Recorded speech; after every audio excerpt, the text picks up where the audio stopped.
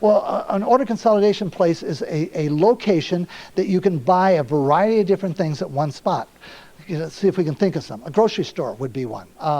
A Walmart would be an order consolidation site. Walmart doesn't make anything. Walmart has contracts with, I don't know, hundreds or thousands of different companies that represent a variety of goods and services within their store.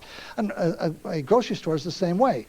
Whether you're looking at Hy-Vee or Safeway or Dolls or all the different ones that you can look at, none of those actually make anything. They don't have farms that produce the produce or anything like that. The reality is that's a place that you and I can go, and we can get a variety of different things in one location.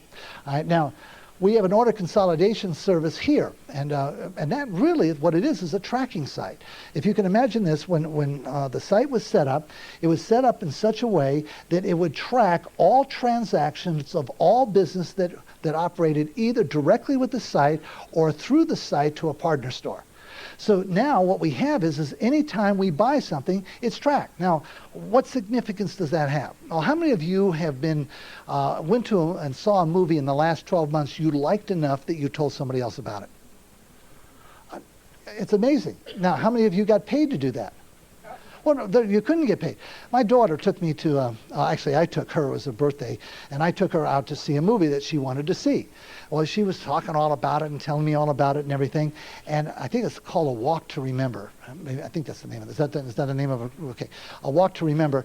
And so we went there, and and she asked if her friend could come along because she'd been telling her friend all day about this movie, and so we got in there and we sat down, and she says, "Oh, this first part's going to be really good." I go, "Wait a second, have you seen this before?" She says, "Yeah, I've seen it 3 times."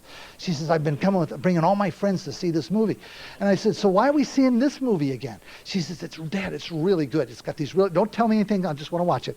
All right? And then I started looking around and realizing it's got to be a chick flick, and it's got to be a teenage chick flick because I'm the only adult in the room. All right? And I'm the only man in the room as far as I could see. All right? So here I am there, and as we get into the movie, and I'm not going to tell you about it, but it's really a good movie to go see, and it's a tear-jerker, and everybody's crying, especially me. And my daughter looks over at me like, "Dad, you're like, a grown-up. What are you doing crying?" Because I get into the movies. And but I said to her, "So just off the top, how many people have you recommended to see this movie?" She says, "Well, everybody at school, everybody. She says, "Everybody I talk to, I tell them to go see this movie." I said, "Well, how much has the movie theater paid you?" She says, "Dad, they didn't pay me anything." And I said, what you need is a tracking site. Right? A place that will keep track of all of your referrals. And that's what we basically have.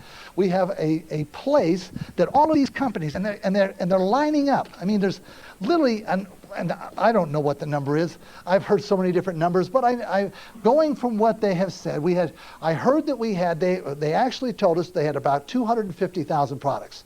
Since then, they've added Sony and a couple of other pretty big names, and so I'm going to say about 300,000. And that's a guess.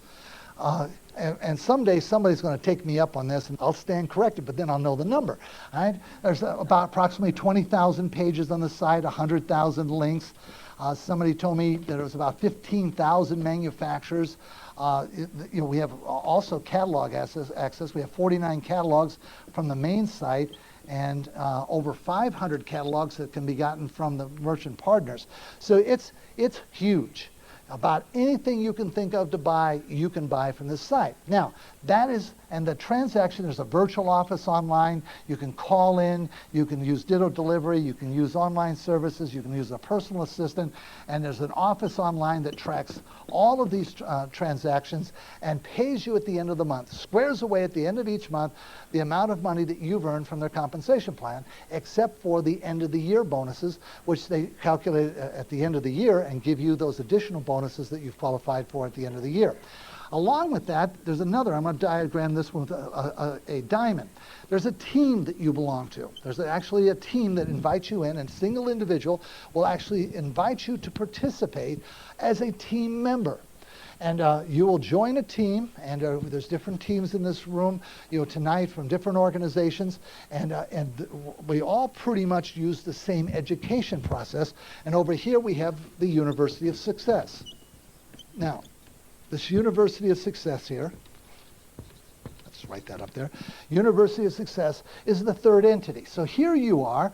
You register and you have a contract with the tracking site for your business transactions. You have a team that will actually come in and help you put your business together. They will actually mentor you. They'll be your study group. Some of the people that are on that team have maybe been involved in this business for a day more than you have. But they're part of the student body, if you will. And we all study under the University of Success. What I did was I analyzed the University of Success because I've had people say, well, how much does it cost to operate? Well, to operate your business in its simplest form is your registration fee and then the cost of explaining or referring other people to it. Now, we have devices that we use, literature, cassette tapes, CDs, CD-ROMs, videos. We have a number of different things that helps us give visual aid or communication aid to letting other people know about the business that we have here and the relationships we have with the team. So that right there can vary.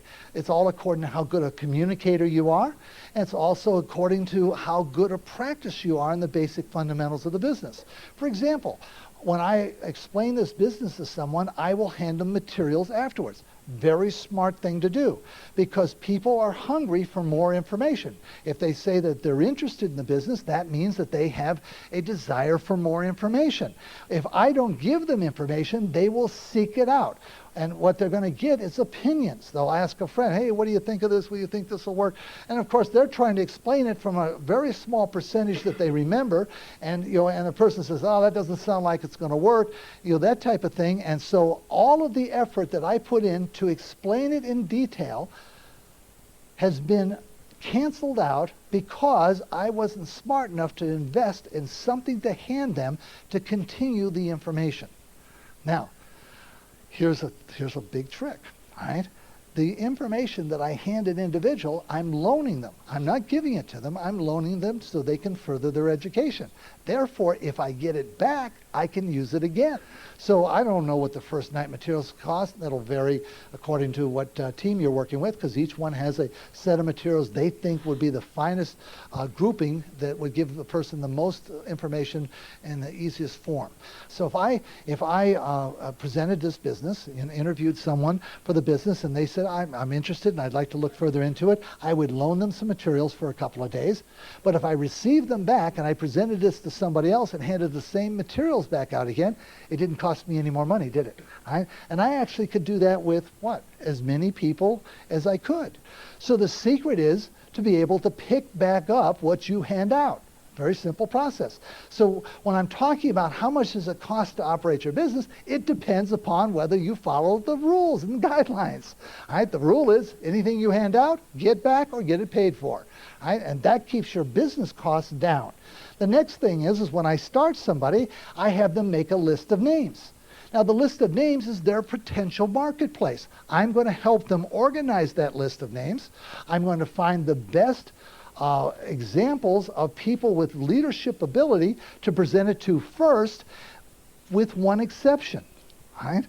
Everybody seems to do this. Not everybody, but a large majority knows somebody who lives someplace else. So I may have them make a list, and the first person they want to talk to is their brother in California. Well, if I'm living in the Midwest and they're living in California, I now have to look at the expense of going out to present this to someone in California. Well, it's going to be a plane ticket, it's going to be a hotel, it might even be a car rental, and so I have this an additional cost. So I will ask people to start with the people that are local to them. And sometimes they'll say, well, everybody I know lives someplace else. And so I, in the past, did not think about it. I just said, all right, and I spent that extra money to go and expand and help them get started in the business. Now I've learned, I'll go take them out and have them meet somebody. And then we can use that base to be able to refer their business to. So this, again, the mentoring that you're going to get and being part of the team is no cost. You don't pay your sponsor, you don't pay your mentor, you don't pay any of your team leaders for their help to help you get your business started and to maintain your business. And you're always going to be part of that team. It's always going to be available to you.